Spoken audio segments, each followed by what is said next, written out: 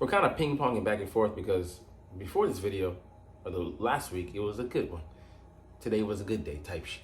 On some ice cube, but that ice cube has melted and we're dealing with polar cap meltdown, man. The sea level has flooded. It's bad out here in these streets, man. We took a huge L against a familiar opponent, an opponent that you would forget that we beat in 2023, 23-11. And they, we doubled back in the playoff round and we got smashed and we got washed here. So a lot we didn't like. I mean, it's funny. Same coaching tree, same kind of, well, not the same results, interestingly enough, but same weak ass approach, with the defense. And I'm just like, what the fuck are we doing, man? But anyways, let's get into this, and it's gonna get pretty putrid. What's up, it's your boy Centron. Come back and show another analysis video. To kid you not, that's my real name. Eagles film analysis, defensive takeaways from the loss to the Buccaneers, man. And we get it. It was a different front. But this guy here, bruh, you got to make some adjustments and make them fast. You saw what the game plan was by by the middle of the first drive, because they were hitting on it consistently. Anyways, negative one, I don't mind it, because truth is the truth, it is what it is, and you can't hide it, The all 22 is there for us all to see. All right, first play of the game, yeah, easy completion. Because look at this fucking shit, man. That's easy 10 yards. And I get it. He's a great off-man corner. Slay can be that as well. But why in the fuck are we giving them these yards? Especially when we saw that they were just willing to 1, 2, 3, bam. Not even, like 2.5 and hit the open man, because he's fucking open. Everybody's fucking open. And you gotta come down and wrangle that guy down. I mean, Mike Evans is a small guy, 6'5", 230 plus. You got running backs, you guys who are good at the contact, good contact balance. Chris Godwin is definitely a guy who plays bigger than his size, and it's tough to bring down. Why would you want to make that task any more harder? Anyway, let's run the tape, man. Let's mute this up so we don't get a copyright strike or anything like that. All right, you can see just Bake gets the ball, turns around. He knows where before the receivers even breaks it. I feel like he almost waited for a split second because the guy's so off. Slay's so off of him. When you giving them that much respect, and they had the same conversations, these same very same conversations last year. It's easy. Anybody can hit that dude. I can hit that dude. I don't throw a tight spiral because the dude the yards are there. Just there for the taking. It's like government assistance or some shit. It's free. All right. Fangio admitted in his press conference that the game plan surprised the Eagles. But how? When this was verbatim the Washington Commanders game plan last year I feel like in both matchups, but especially coming off a loss against the Giants, who sacked them several times. I want to say it was magic number 7 again that Bake, took against the Broncos. And they were like, hey, this shit ain't happening. I don't give a who the opponent is next week. We're going with a quick rhythm passing game that this bend but don't break off man coverages are good against. Kudos to them. I feel like it wasn't even a difficult melee's game plan. It was pretty straightforward. We just gave it to him. Just gave it up. Willingly. So he was honest, but he said it was up to the guys, up to them whether they want to, play off man or not. Bruh, tell these motherfuckers to press as you seeing that they're just playing, way too far off. I really don't get it. I really don't get it. And I get that, they're running crossers, they're running, having bunch formation and stuff like that, but still, you can be in the general vicinity. And if you get crossed up, you get crossed up. You far in the next man's land, you far in the next man's land. But let me go and look at that again. No. That okay, what's the worst that could happen? Let's see. No, they're running in complete opposite directions. There's no excuse for that shit. There's no excuse for that shit. None. All right. Yeah, we didn't adjust. Chauncey Gardner-Johnson definitely his coverage has been suspect this year. Let's see. Nolan Smith saves the TD, but Eagles still give up 6 yards unchallenged. Max is off, allows the tight end to block him. CJ's far too slow getting downhill. Passively. So if it wasn't for Nolan Smith, that would have been a touchdown. Yeah. But look, just throwing it. Just off. So he has to fight through the tight end. Yeah, CJ Gardner, he's just way too far off. And I get he's trying to, make sure he doesn't get beat there, what a cutback or something like that. You forget about that. I mean, let your other guys pursue. I mean, you can say maybe he was technically doing the right thing, but it's just too easy. When you turn around and I'm not even taking away from the greatness of Baker Mayfield, but who couldn't have been successful with that game plan? Any NFL quarterback worth his salt. Yeah, I know. I understand what he's trying to say here, that you want to have box defenders, 4/3, but this here, what are we doing?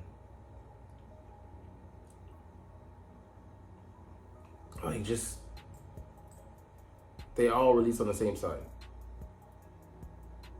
And then we just don't look like we're prepared.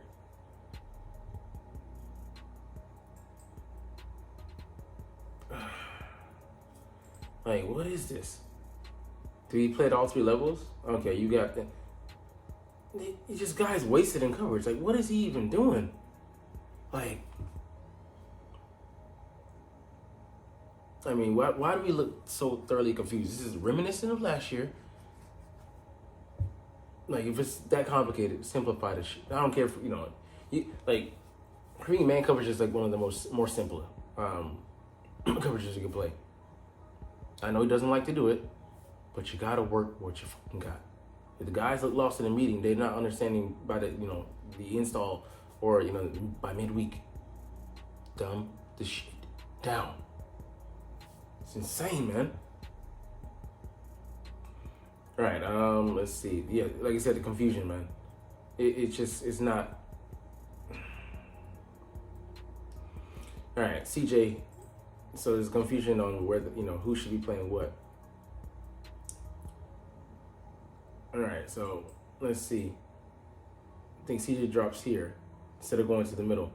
So yeah, that just screams somebody you got to be there in the middle of the field. Quarters just doesn't. It doesn't make sense here because look, there's 2 guys in the same area. What kind of snafu is this shit? So just someone ends up being 2 guys being wasted. No, there is a blown assignment here. I don't know who's culpable, but the shit doesn't make sense, man. And we're still early in the year, and we're having these kind of busts. Huge busts. So it just makes the game look all the more worse.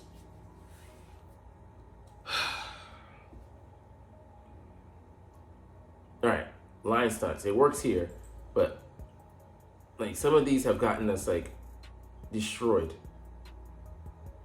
Yeah, you can see where the holes there. I could say what he's saying. When you do that, look at these wide swaths of space you're leaving. And that's a zone team. That's why Atlanta was gashing the fuck out of us. We were stunting to the wrong side and stuff like that. You keep going with something that's wrong, and we kept going with this approach.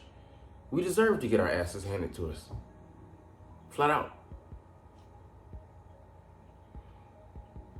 All right, so a positive. Quinyon Mitchell, this dude, I think he might have on the season 44, QBR when targeted, but he's definitely working on some passes, on the verge of some interceptions. But the rookies, I feel like he's growing and he's learning from his mistakes.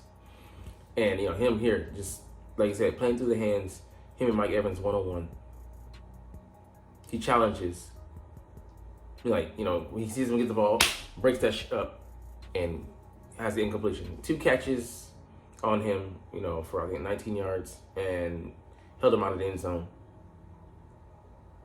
That's what you want to see.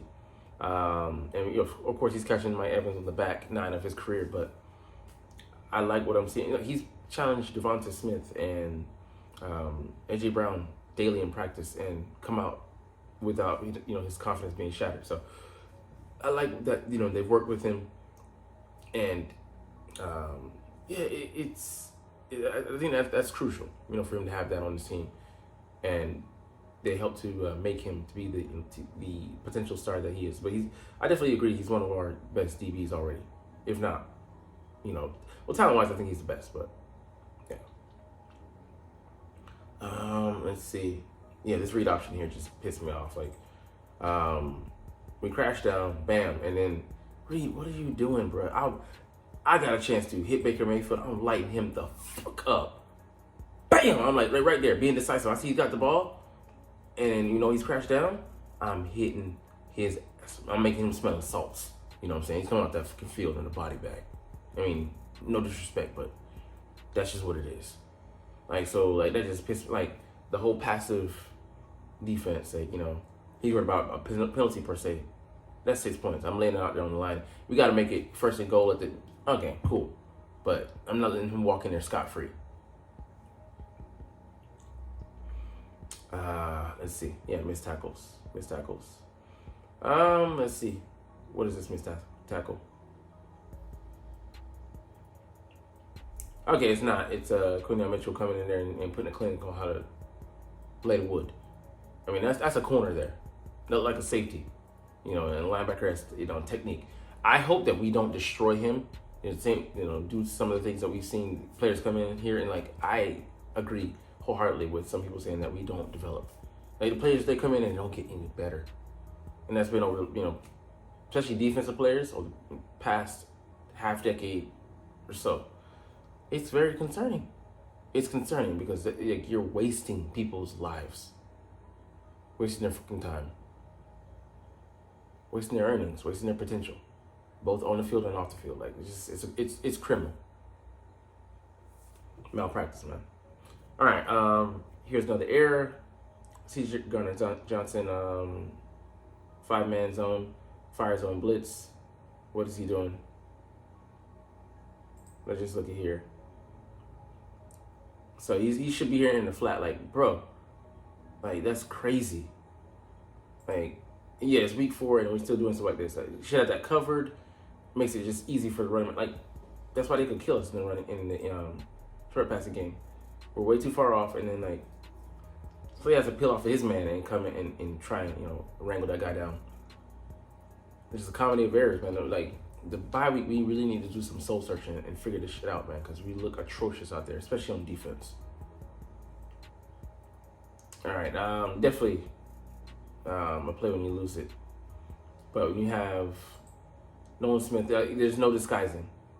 Like him, like, I get it, tight coverage, I like that, but he challenged better than you would have thought from a edge player who's maybe masquerading as a who should be playing as a off the ball linebacker, but we're trying to make him into an edge. Right now he's a bust as a 1st-round pick, and it's just I'm not saying he's a bad player, but shouldn't have been selected that high. But yeah, no disguising. It's the same things we saw last year. I agree. It's Sean Desai special. Like, what in the hell are we even? Like, it feels like we have the guys come in and then, like, someone, a consultant on, oh, no, this is how the front office wants us to do things. I wholeheartedly agree with that, because this isn't Kellen Moore's offense. This isn't Vic Fangio's defense. Like, what philosophies are they really trying to peddle upon us? Because this ain't it.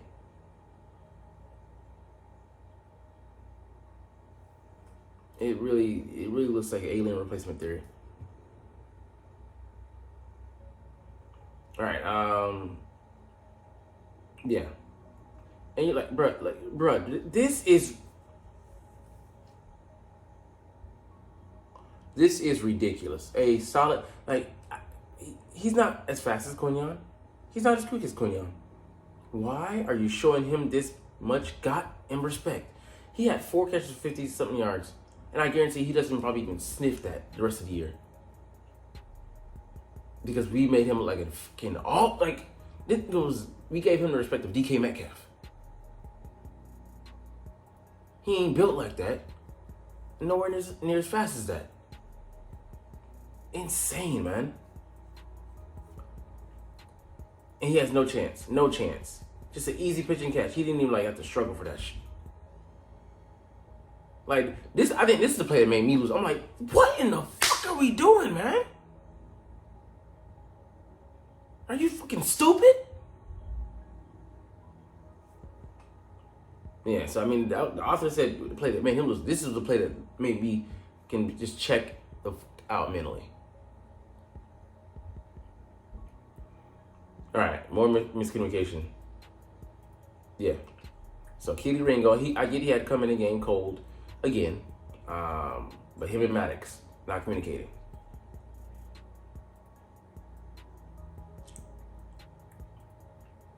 So the over/under, like, this is just basic stuff that you got to be able to communicate. Like, what the fuck is going on? So Bond and Spine Baker were like, I get he rushed in for a touchdown, but that was more malpractice than anything. Like, just, we're all out of sorts. It just looks awful, awful, awful.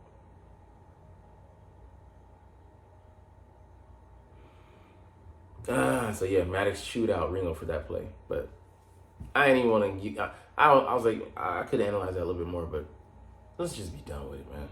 Not because I'm tired of doing the video, but